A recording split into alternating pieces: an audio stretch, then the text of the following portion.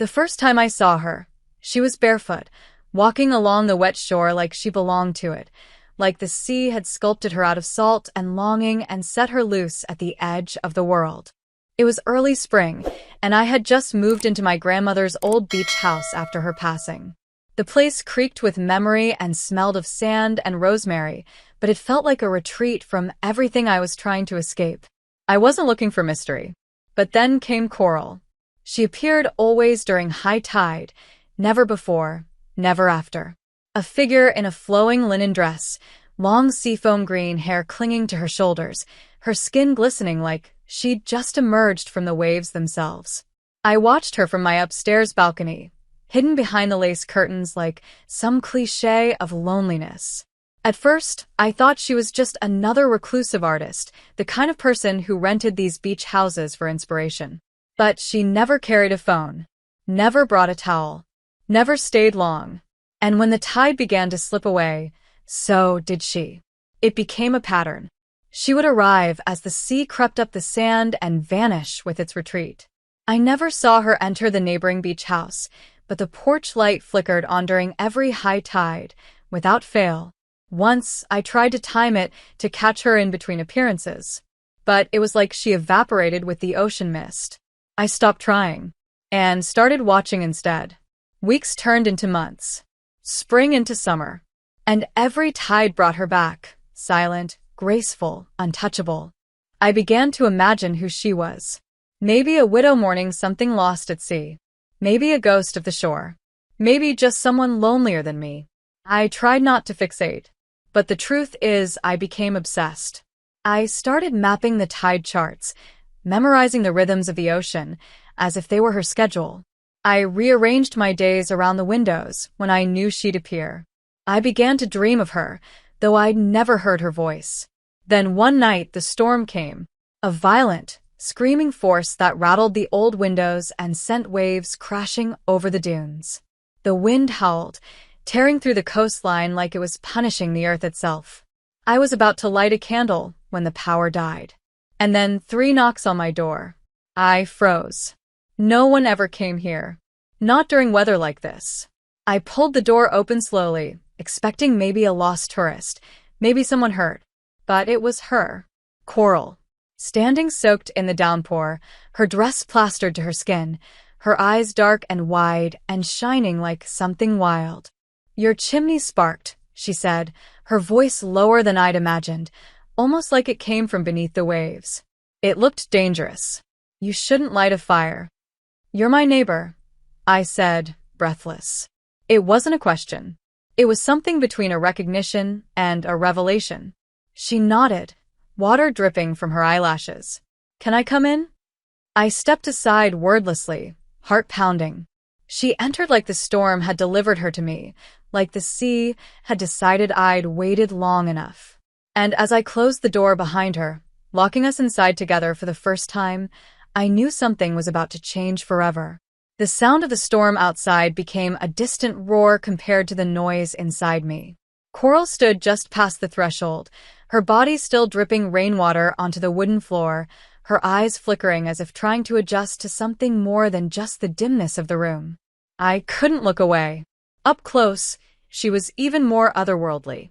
Her hair clung to her cheeks in soft strands, and there was a shimmer to her skin, not like glitter, but like wet sand catching the moonlight. She didn't seem cold, despite the soaked dress clinging to her frame, and when I offered her a towel, she hesitated before taking it, wrapping it loosely around her shoulders with a kind of unfamiliarity, as if she wasn't used to warmth. "You don't light fires during storms?" I asked, trying to sound casual, though my voice cracked slightly. "Not with old chimneys," she replied, her tone soft but steady. "They draw in the wrong kind of air when the wind's like this." I didn't know how to respond to that. It was a strange thing to say, but there was no sarcasm in her voice, just certainty. She turned her attention to the window, watching the waves crash beyond the dunes, and I watched her watching. Her presence filled the room so completely it was hard to believe she'd ever not been in it. "Do you want something warm to drink?" I offered. "I have tea. Or cocoa. Or wine if you're the type." She looked at me then, really looked, and something in her gaze made my stomach clench. "Tea," she said finally. "Chamomile if you have it." I did. I made us both a cup, my hands shaking slightly as I poured the water. I could feel her behind me, could feel her eyes on the back of my neck, and yet when I turned around, she was at the far end of the room, by the bookshelf, her fingers skimming over the old spines like she was searching for something she used to know. "This house has stories," she said. I smiled faintly. "It's been in my family for 3 generations." She looked over her shoulder at me, her expression unreadable. "It remembers them." I handed her the tea. Our fingers brushed. Her skin was cool, too cool for someone who had just come in from the storm. But I didn't pull away. Neither did she. We sat by the window, and I watched the candlelight flicker against her profile. Her features were sharp, delicate, not fragile but precise, like something carved with care. Her collarbone peeked through the wet fabric of her dress, and I had to force myself to look at her eyes instead. "You only come during high tide," I said finally, unable to pretend I hadn't noticed. She didn't respond right away. "It's when I feel most grounded," she said after a moment. "The water anchors me." "Do you swim?" "Not anymore." "You walk the shoreline like you're waiting for something," I said, my voice barely above a whisper. "Or someone." She looked at me, and for a moment, I saw pain flash across her face, quick as lightning. "Maybe I am." I wanted to ask more. I wanted to ask everything. Why she never stayed. Why she always left before the tide began to slip. Why her house, next door to mine, looked abandoned during the day. But I didn't. Not yet. Instead, I asked, "Why tonight?" She blinked slowly. The storm made the tide rise faster, stronger. It pulled me in earlier than I expected. "Pulled you in?" She gave me a sad smile. "It doesn't matter." I leaned forward slightly. "It does to me." She studied me for a long moment, then placed her teacup on the side table and stood. "I should go." "Go," I echoed, standing as well. "It's still pouring outside." "You can stay here." I hesitated. "Just until morning. The couch is comfortable." "And dry." For the first time, she looked uncertain. "Torn." "I don't think I can." "Why not?" "Because the tide is already starting to turn." My breath caught. So, I'm not the same when it recedes." I stepped closer. "What does that mean?" She looked down. "You'll see." Her voice was almost a whisper, and something about the way she said it made my skin prickle. Then I noticed it. The candle near her had started to flicker more violently, its flame bending sharply away from her, as if repelled. I glanced at the window. The waves were drawing back, slowly but surely. The high tide had peaked. "Coral," I said, reaching for her. She stepped back. "Don't. Please." "Are you in danger?" "Not the kind you think." "Then what is it?" "I can't stay here," she said, backing toward the door. "Not when the water leaves." I didn't understand, but I could feel the urgency in her. The fear. She reached for the handle, and I saw it. Her fingertips shimmered, then shifted, like liquid glass trying to hold shape. I gasped. She froze. "You saw it," she said, and there was no point in denying it. "What are you?" I breathed. "Cursed," she said simply. "Or blessed, depending on who you ask." "Explain." "Not now. I'll be back. Tomorrow night, when the tide returns." And then she opened the door and ran into the storm, her figure swallowed by the wind and rain before I could follow. I stood there for a long time, the echo of her presence still lingering in the room, the air still colder where she had stood. I didn't sleep.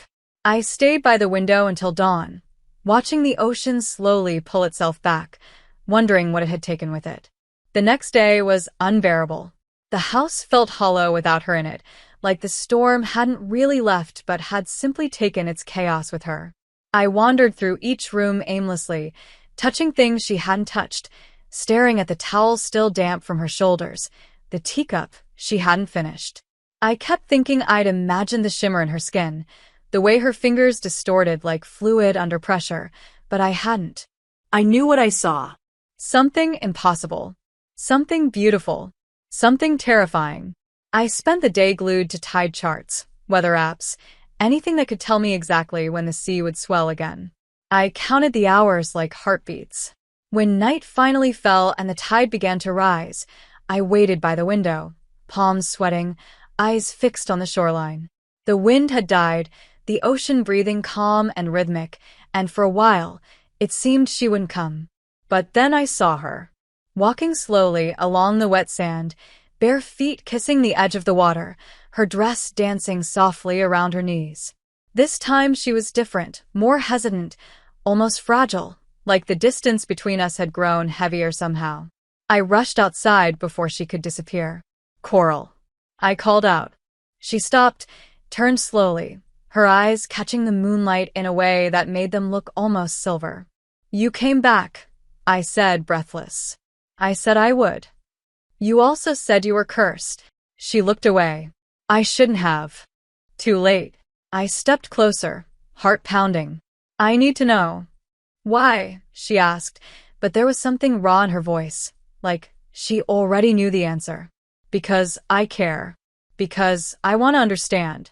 Because you left and I couldn't stop thinking about you." Her lips parted like she wanted to say something, but no words came out.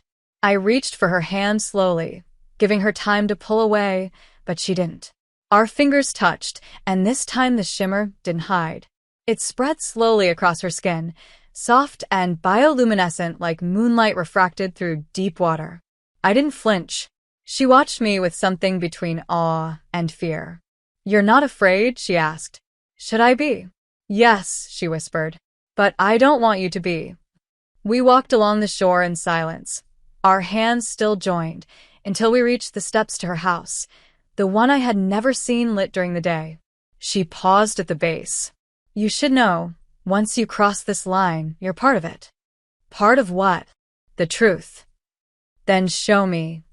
Her eyes searched mine for a long time before she led me inside.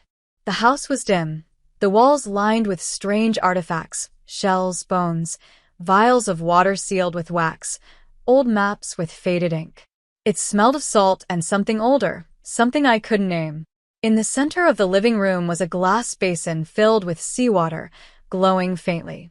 "It's a tether," she said, seeing me look at it. "I can't be far from salt water for long. Not in this form." "This form?" She nodded, then slowly, carefully, let go of my hand and stepped back. I watched as her features softened further, as her legs shimmered and rippled, and for a second I thought I saw scales beneath the fabric of her dress. But just as quickly, it faded. "I'm not human," she said. "Not entirely." "What are you?" "A daughter of the tide. My family line was cursed generations ago. The women in my bloodline are bound to the ocean. We're allowed to walk the earth in human shape only when the tide is at its highest. When it recedes, we change back." "Change into what?" "Something with gills, with a spine that bends differently, with a voice the wind doesn't carry well." Her voice cracked then, and I felt the truth hit me like a wave. She wasn't just bound to the sea, she was made of it. "And if you stay too long away from the water?" "I unravel," she whispered. "I lose myself.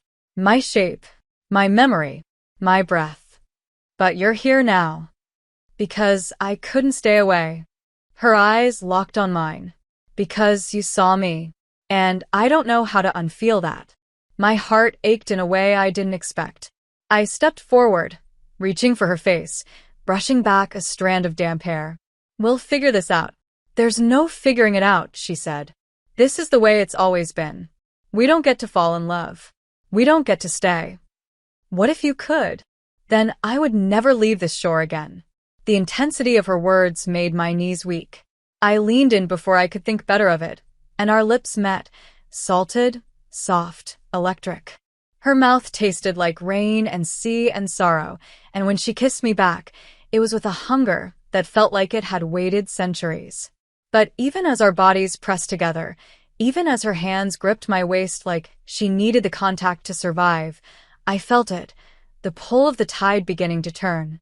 She broke the kiss suddenly, gasping. It's too soon, she said, stumbling backward. Her skin flickered, her legs unsteady. You have to go. No, Sage, please. Her voice was pained.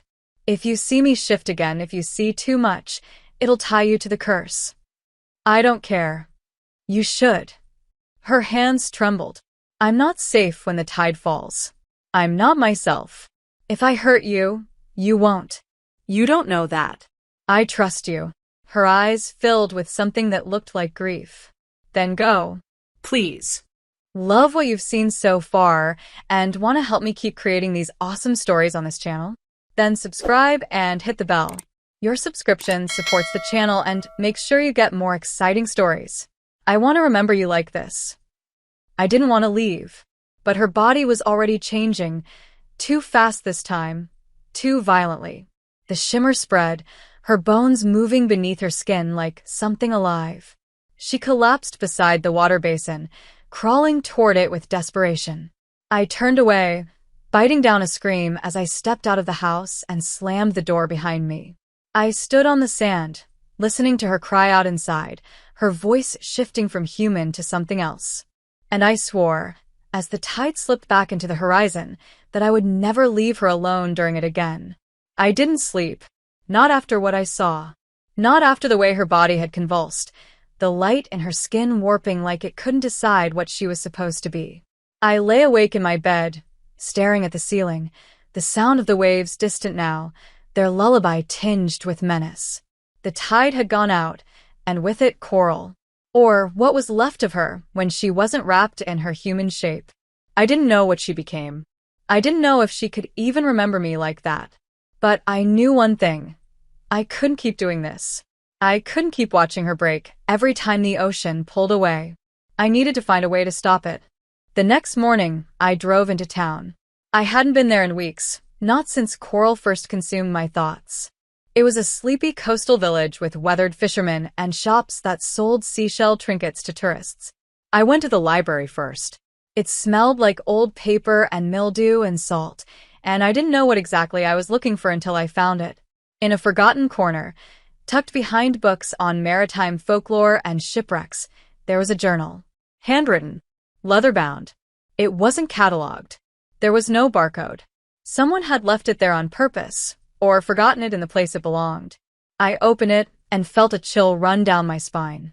The ink was faded, but the words were clear. She only walks when the tide is high. Skin of water. Heart of foam. A daughter of the sea. Cursed by blood. Bound by moon and bone.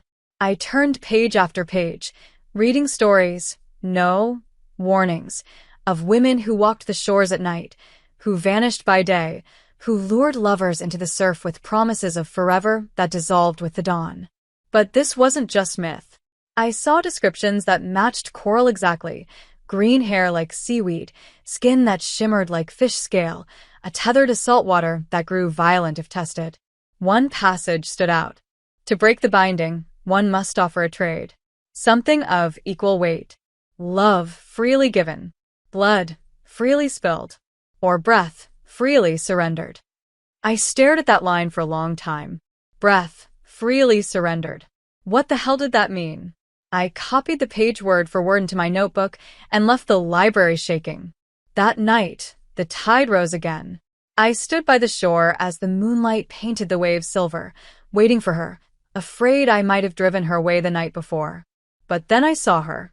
Slower this time. Her steps unsure. Her posture not as fluid. She looked like someone who had barely survived something. Coral. I called, running to her. She smiled, tired. You stayed away. You told me to. You listened. Of course I did. We stood in silence for a moment, the ocean curling near our feet. Are you okay? I asked. No, she said honestly. It's getting harder. The shifts take more for me each time. My body's forgetting how to be solid. I reached for her hand. Then let me help. You can't. I've been looking. Researching. There's something. Sage, she interrupted gently. Don't. Why not? Because it always ends badly. It doesn't have to. It does, she said, her voice breaking. Someone always drowns. That's how these stories go. I don't believe in stories. I believe in you. Her eyes glistened. Then believe me when I say you're not ready for what I become. I want to see it. All of it. Even if it terrifies me. Why? Because I'm falling in love with you. The words dropped between us like an anchor. Her lips parted, but no sound came out. I saw something shift in her. Fear, longing, disbelief. Don't say that, she whispered. Why not? Because it makes it real. It is real. She looked away, fighting tears. You don't know what I've done. Who I've hurt. Then tell me. She shook her head. I can't. You can. I want all of you. Not just the human hours. That broke her. She moved forward and kissed me again, deeper this time, urgent and reckless like we were running out of time.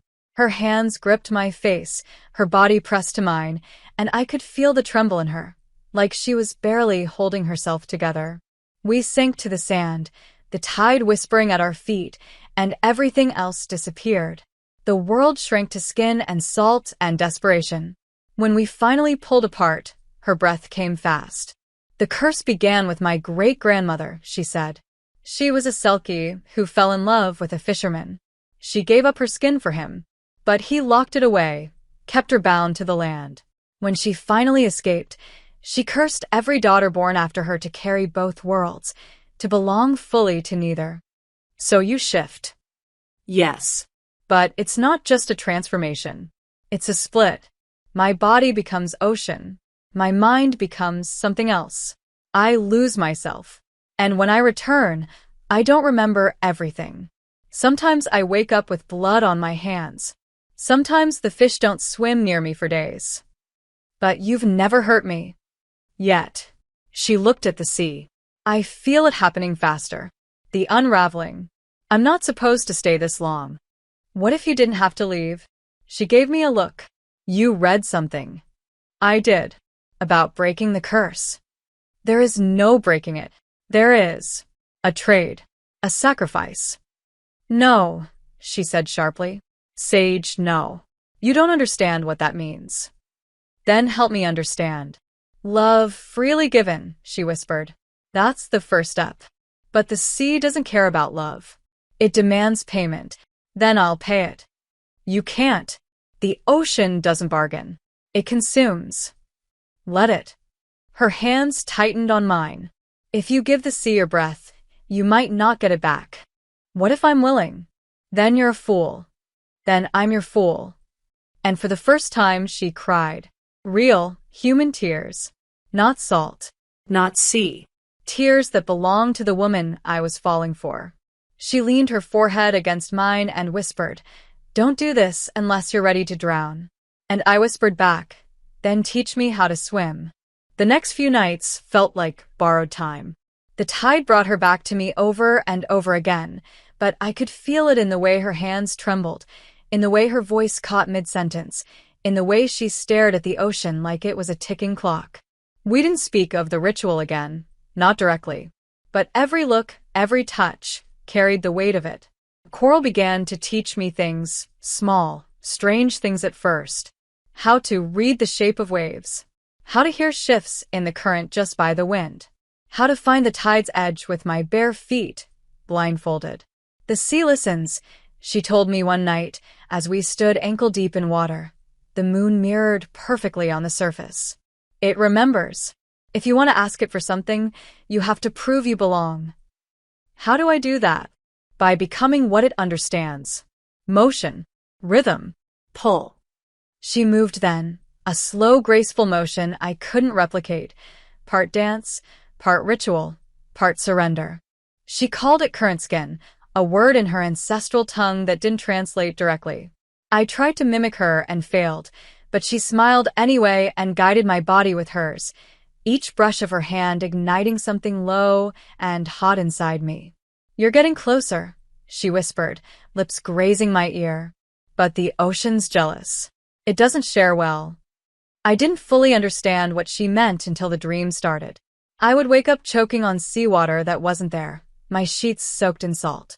I'd hear things, voices beneath the floorboards, whispers in a language I didn't know but felt etched into my bones. Something ancient had noticed me. Something deep. And it didn't like that I was learning. I told Coral about the dreams, and her expression darkened. "It's begun," she said. "What?" "The ocean knows your name now. And it's watching." "Then let it watch," I said, trying to sound braver than I felt. She touched my face gently, her eyes full of sadness. "You have to understand, this isn't just a test. It's a warning. You're trespassing on sacred tides. If you push too far, it will push back." But I couldn't stop. I wouldn't. I had already crossed the threshold. I loved her. That night, I found the basin in her living room glowing more brightly than ever. She'd poured something into it, her own blood, maybe. The water pulsed like a heartbeat. "It's time," she said quietly, "to begin." She gave me a small shell, sharp as glass, and instructed me to cut the inside of my palm. The salt water hissed when my blood hit it, and I swear I heard something moan deep within the house, like the very foundation ached. "The ocean requires 3 offerings," she explained. "The first is your truth. You have to speak the thing you've never said aloud. The second is your body. You must let the water claim it, without resistance. The third," she hesitated, "the third is your breath. To be surrendered freely," I said, remembering the passage. She nodded slowly. "If you flinch, if you hesitate, the sea will know. It doesn't forgive hesitation." "Will you be there?" I asked. "Always." The first offering came easily. We sat by the basin, hands entwined, and I whispered, "I've never belonged anywhere. Not in cities. Not in families. Not even in my own skin. But with you, I don't feel lost." The water responded, glowing brighter. The second offering came harder. That night, she led me into the ocean, deeper than I'd ever gone, until the beach was only a memory behind us. "Let go," she said, and I did. I let myself fall backward into the sea, eyes closed, lungs open, surrendering to the salt and pull and current. It wrapped around me, cold and possessive. I felt hands, not hers, dragging me down. But I didn't fight. And eventually, the water released me, and I surfaced gasping new. Reborn. Coral caught me, pulling me against her chest. "You passed," she murmured. "The ocean likes you." "Does it always feel like drowning?" "The first time, yes." "And the last?" Her expression turned haunted. "No one knows. Most don't survive it." That night, she didn't go back to her house. We stayed wrapped in each other until dawn, skin to skin, heart to heart, every breath between us charged with something beyond lust. It was need. It was devotion. It was a war cry. But the next morning I found something on my porch. A dead bird, its wings soaked and twisted, shells broken around it. A warning. Coral saw it and went pale. "It's her," she said. Who? "The Tide Mother. The one who guards the curse. She doesn't want it broken. She's real. She is the ocean sage. Or at least the part of it that remembers being a god. She gave the curse to my ancestor as punishment for loving a human. And now she thinks we're doing the same. We are. Then she'll try to stop us." That night, the sky turned darker than I'd ever seen it. No moon. No stars. Just a black canopy pressing down. Coral didn't appear. I waited at the edge of the shore until my legs were numb, until the tide receded without bringing her. I screamed her name. No answer. I ran to her house, but it was locked from the inside. No light. No sound. I pounded on the door until my fists bled. "Coral," I shouted. "Come back." And then I heard it. A whisper on the wind. Not her voice. Something older. Something wrong. "You took her from me," it said, cold and liquid. "Now I will take you." The wind howled, and suddenly the sand beneath me trembled. The sea surged unnaturally fast, pulling at my ankles even from 50 yards away. I ran, heart hammering, not from the water, but from the shape rising out of it. Tall. Thin. Eyes like whirlpools. Hair of kelp and darkness. The Tide Mother had arrived. And she was not here to talk. She rose from the sea like something born of nightmare and longing, tall and inhuman, her form shifting with every second. First a woman, then a wave, then a skeleton wrapped in seaweed and foam. Her voice carried on the wind but also beneath the surface of my skin, vibrating through bone and breath as she whispered, "You don't belong here." I couldn't move. I couldn't breathe. The water lapped at my ankles, though I stood far from the tide line, pulled toward her by something older than gravity. "Where is she?" I demanded, though my voice cracked. Coral. "What did you do to her?" The Tide Mother tilted her head slowly, her eyes swirling like whirlpools. "She is where she belongs." Below. "With me." "No," I said, stepping forward. "She belongs here. With me."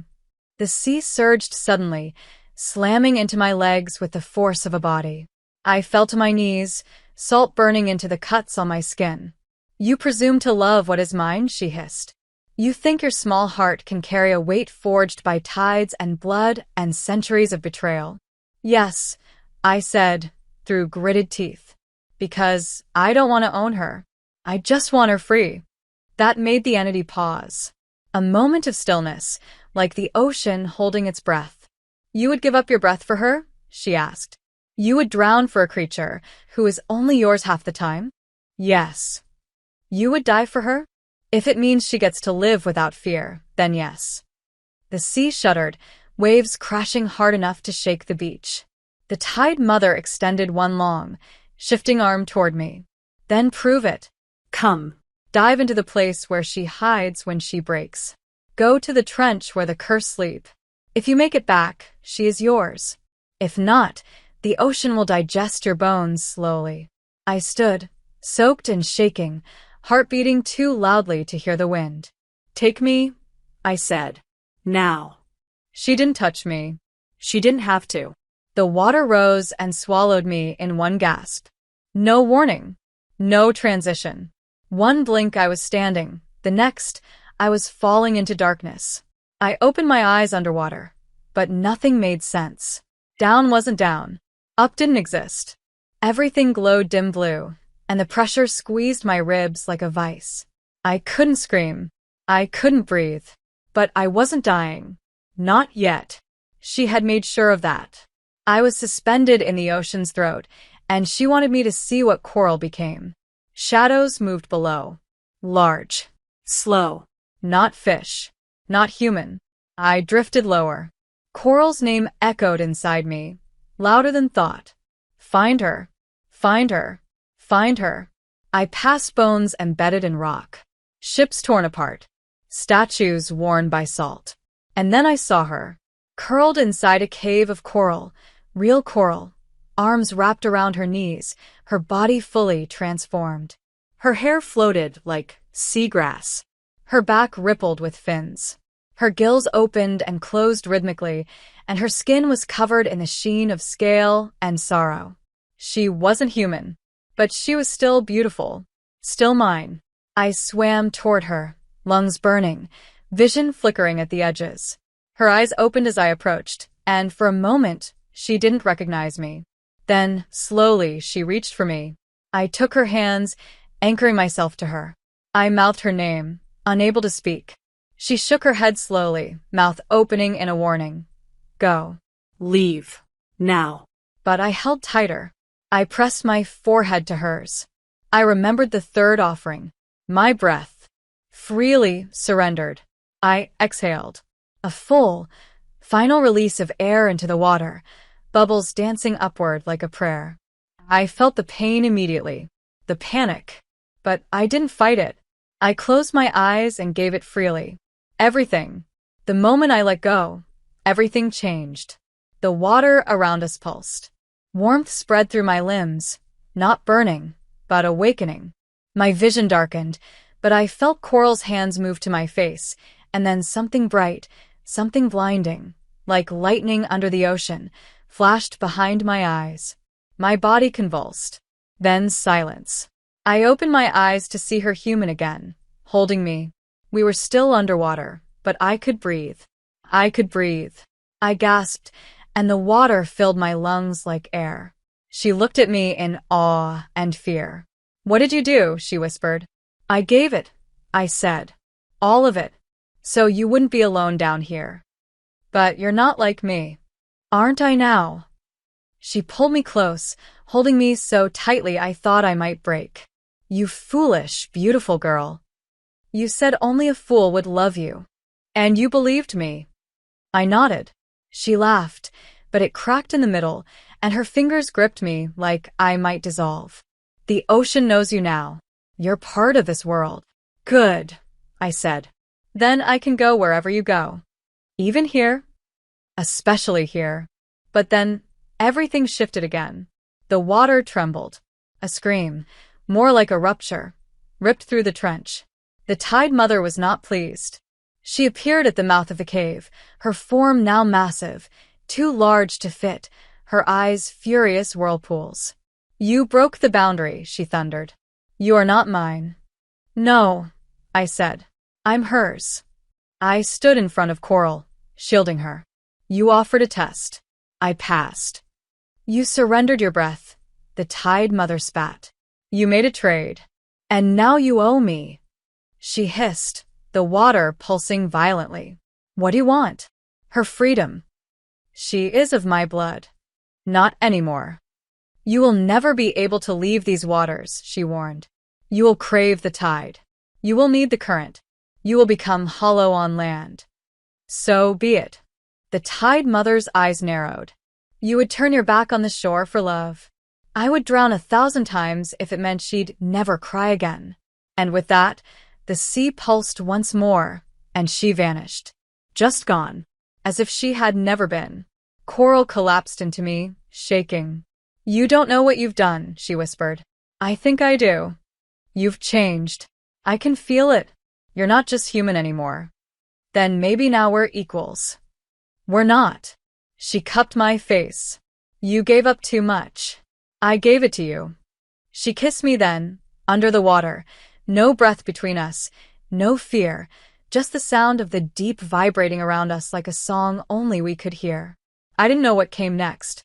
I didn't know what I had become, but I knew I had her, and that was enough. The days that followed blurred into tides and touch and silence, too loud to ignore. I no longer measured time by hours or sunrises, but by the rhythm of waves and the pull in my chest that told me when the sea wanted me. I was changing. Not all at once, not like Coral did when the water retreated, but slowly. An ache in my lungs when I stayed too long on land, a craving for salt that no meal could satisfy, a sense that my feet didn't quite belong on sand anymore. I hadn't been back to the surface since the ritual. Coral and I had carved out a quiet place in the trench where the curse slept. The water no longer fought me. I could breathe it as easily as air, and when Coral held me at night, if night even existed down there, I felt whole. But something inside me itched. At first, I thought it was the adjustment, the body learning a new rhythm. But then I began to hear things. Not voices, not quite. Echoes. Vibrations through the currents. Memories that weren't mine. Whispers from whales long dead and Coral that still remembered the first wound of a harpoon. I would wake, or whatever the underwater version of waking was, with Coral watching me, worry carved into every line of her face. "You're hearing them," she said softly one night. "The old ones. The voices of the deep. How do I make them stop?" "You don't. Once you belong to the sea, it speaks through you. And sometimes it listens back." "Have you heard them before?" She hesitated. "Not like you. Not this loud." "Why me?"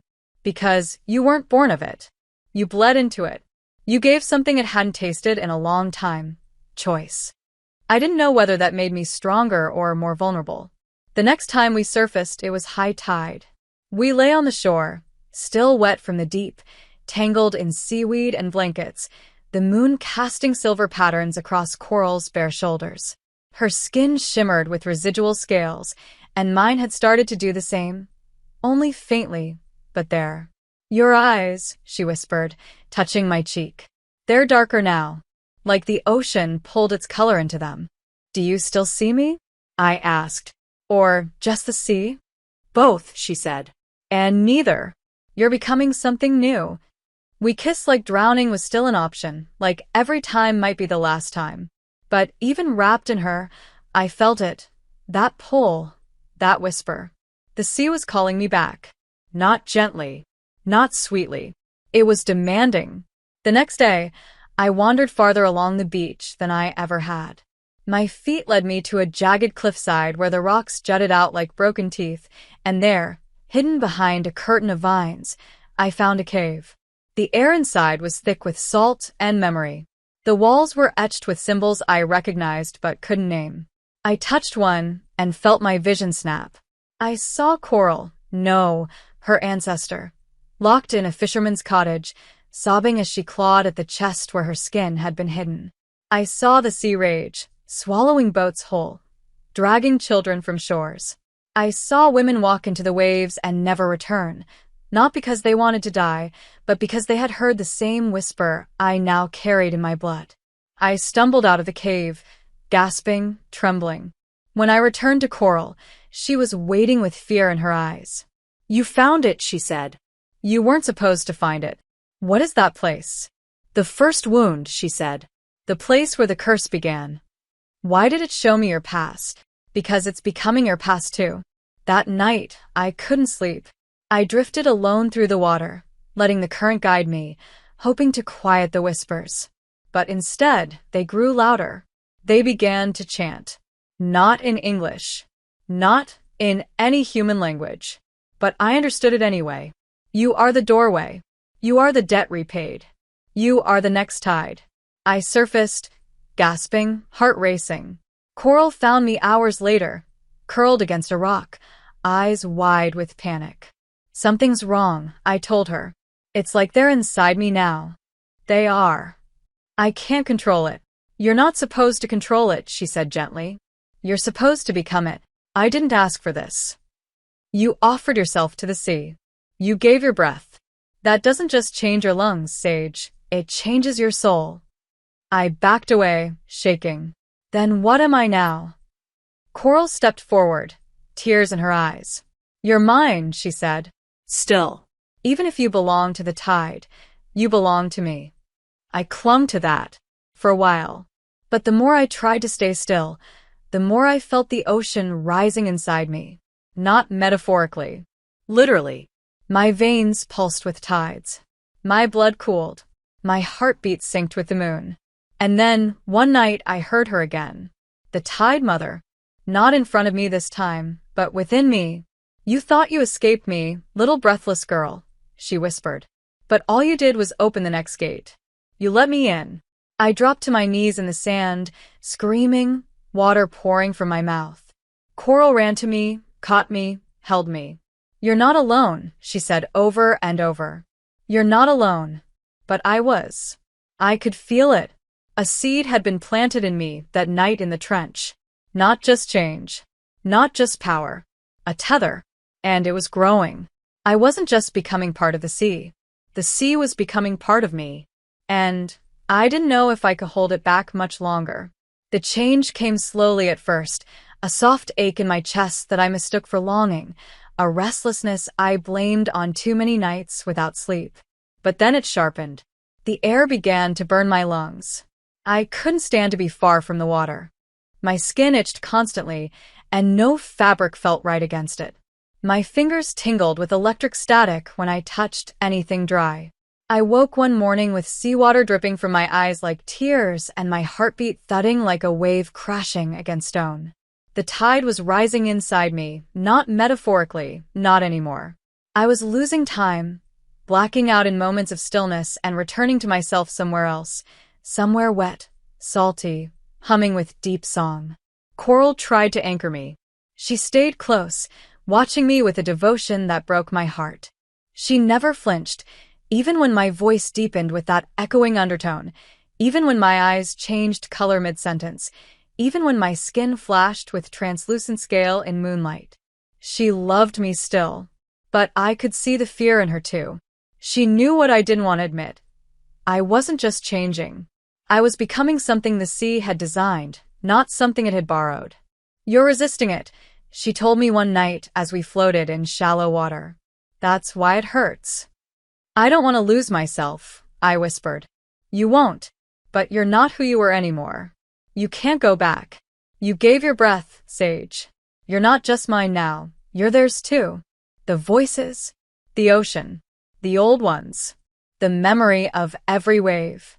It's inside you. So, what happens when it wants to take over? Coral didn't answer. She just kissed me, like she could seal the answer behind my teeth before I asked again. That night, I dreamt I was standing at the edge of a cliff, watching myself below, rising out of the sea with arms made of current and hair like kelp. I watched myself walk toward the shore and open my mouth. When I did, a flood poured out, screams, water, storm. And then I woke choking on seawater. Coral held me, shaking. It's getting worse, she said. You're drawing storms in your sleep. How do we stop it? We don't. You have to give it shape. Let it move through you. Otherwise, it'll destroy everything you love just to escape. I didn't want to believe her. But that night, lightning struck the edge of the beach house. The sea rose higher than it ever had. And the tide didn't recede. It stayed. For days. The ocean surrounded the house like it had claimed it, like it had claimed me. I barely slept. I walked the shoreline over and over, talking to the waves like they might answer, begging them to be gentle. But they wanted something. They were waiting for me to understand. And then, on the fourth night, the voices returned in full. Not whispers. Commands. The old tide breaks. The new one rises. The breathless girl becomes the sea. The heart must be left behind. I dropped to my knees in the water, screaming, not in fear, but in rage. No, I shouted. You don't get to take her. You don't get to erase me. But the tide surged, wrapping around my waist, pulling. Coral ran into the surf, grabbing me, holding tight. Sage, she yelled. Stay with me. My body convulsed. My veins lit up like veins of bioluminescence. My voice split into three. I can't hold it, I cried. It wants out. Then let it out. But stay with me while it does. I opened my mouth and screamed, and the water around us exploded upward in a column of salt and light. For a moment, I wasn't Sage anymore. I was tied in current and history. I saw every storm that ever touched this coast. Every woman who had walked into the sea with a secret. Every curse. Every cry. Every love lost. And I saw her. The Tide Mother. Not as a monster, but as a woman once betrayed. A woman who had given everything and been turned into a myth for it. I understood then. She wasn't just guarding the curse. She was guarding her grief. And she had given a piece of it to me. When I came back to myself, I was floating. Coral was holding me, tears slipping down her cheeks, salt lost in salt. You're still here, she said softly. You're still you. Barely, I whispered. They want more. What do they want? My heart. She froze. What? To stay balanced. To contain all this power. They say I have to give up the thing that keeps me human. My love for you. Coral's breath caught. You can't. If I don't, this will consume everything. It'll flood this place. The whole coast. Maybe more. Then we'll find another way. There is no other way. Sage, I'd rather drown with you than live without you. Don't say that. I mean it. Then let's go together, she whispered. Into the deep. If you're going to lose yourself, let me be the part you can't forget. I kissed her like it was the last time, because maybe it was. I held her face, memorized every line. If I change, I said, if I forget, find me, call me back. I will. Promise. I swear on every wave. I turned toward the sea. The voices surged. The current opened. And I walked into it, letting it take me. Coral followed, hand in mine, into the trench, into the dark. Into whatever waited next. The deep was darker than any night I had ever known. Not just absence of light, but a presence of something older than light itself. It pressed against my skin like memory, like grief, like bone-deep silence that wanted to rewrite everything I was. Coral's hand was in mine, and that was the only thing that felt real. Her warmth, her grip, her pulse steady beneath her fingers. Everything else, our bodies, the water, the pressure, was shifting, bending, being swallowed. The trench opened like a mouth beneath us, and we let it take us. There was no more up or down, no more time. Just current and current and current. I didn't know how long we drifted. Minutes. Centuries. It didn't matter. All that mattered was her hand and the quiet voice inside me whispering, "This is the place where gods sleep." When we finally stopped, the water grew still. We floated before a structure made of coral and stone, half ruin, half temple. It pulsed with a faint bioluminescence, alive with the memory of tides. The gates opened without sound. Inside, the current slowed to a hush, like the ocean itself was holding its breath. Then she appeared. Not a monster. Not anymore. The Tide Mother emerged from the heart of the temple like she'd always been waiting, her form no longer terrifying but regal, vast, clothed in robes of shifting current and scale. Her face was etched with sorrow, too old for words. Her eyes were whirlpools filled with storms that had never touched land. "You've come," she said. Her voice no longer thundered. It resonated. I stood taller than I thought I could. "I have. To bargain? To finish what I started." Coral stepped beside me. "She's not alone." "She never was," the Tide Mother said. That was the point. She moved closer, her body leaving no ripple in the water.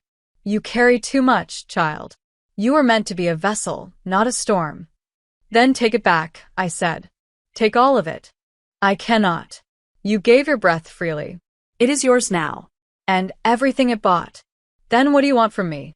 "Nothing." She turned her gaze to Coral. "It's her I need." "No," I said, stepping forward. "You already had her. Her whole life. No more. She carries my blood. She is my lineage. I can't unmake that." "Then take me instead." "Let her go." "You would take her place?" "In every life, in every world." The Tide Mother studied me with something unreadable. "You love her." "Yes." "And you would give her up to save her?" My throat tightened. "If I have to." Coral gasped. No. "Don't." "I can't lose you," I told her, my voice cracking. "And I can't let you be erased for something you didn't choose." "Neither can I," she said, grabbing my face. "We do this together. Or not at all." "Then choose," the Tide Mother said. Now. "Both of you." The sea has no patience for hesitation. We looked at each other, suspended in a moment that felt like a lifetime. I could feel her in every part of me, not just her hand, but her soul, tangled in mine. "You have to let go of something," the Tide Mother warned. "The power or the heart. You cannot keep both." "What happens if I try?" "You will become the storm. The kind that never ends." My chest ached. My pulse fluttered. I looked at Coral one last time. "Then I choose the heart." "No," Coral cried. "Sage, don't." But it was already happening. I felt the energy within me begin to unravel, the power cracking through my veins like lightning in water. I opened my arms and let it go. All of it. Every wave. Every whisper. Every ounce of the ocean that lived inside me. I gave it back. Freely. And it hurt. God, it hurt. Like being pulled inside out. Like drowning in reverse. Coral clung to me, trying to hold me together as the sea ripped through me on its way out. And then it was gone. All of it. The voices. The strength. The ache. Just gone. I collapsed into her arms, limp, breathless in the truest sense. "Sage," she whispered, shaking. No. No. "Don't you dare." But I wasn't dying. I was empty. Just human. The silence was unbearable. The Tide Mother stood above us, unreadable. "You surprised me," she said at last. "You surrendered what I could never give back." "Because love isn't meant to be bound," I rasped. "It's meant to be chosen." "Then I release her," she said. "Both of you. No more curse. No more tides. No more chains." Coral let out a sob, burying her face against my shoulder. I wrapped my arms around her weakly. "It's over," she whispered. "You did it." We did. The temple began to dissolve, fading like sea foam in sunlight. The current lifted us, carried us back toward the surface, toward breath and sky and sand. We rose hand in hand, no longer tethered, no longer cursed. Just two women who had dared to love in the eye of a storm. As we broke the surface, the stars returned. The tide was still. The night was calm. And we were free. The shore looked different when we returned. Not because it had changed, but because we had. The sky seemed wider. The sand felt warmer beneath our feet. The wind smelled of peace instead of warning. We walked out of the water hand in hand, dripping salt and silence, and the beach house stood waiting like a memory that finally understood it didn't need to haunt us anymore. For the first time in what felt like forever, the tide didn't tug at Coral's bones. Her shoulders weren't braced against an unseen current. Her steps didn't falter as the moon rose higher. She was whole, Free. Human. and I was just me again. No voices in my blood. No shimmer in my skin. No power humming under my ribs. Just sage. Just breath. Just love. We didn't speak at first. Words would have broken the moment. We crossed the sand like survivors crawling out of a story that had tried to rewrite us. I turned to her when we reached the porch. She looked at me with those eyes, storm-touched, sea-soft, and finally unafraid. "You chose me," she whispered. "You always chose me." "I'd do it again," I said. "Even if it broke me, it did. And I'd still do it." She leaned in slowly, like she wanted to savor every second before our mouths met. The kiss was soft at first, hesitant, like neither of us believed it was real yet. Then it deepened, like an anchor dropped into still water, and all the things we hadn't said poured through our lips.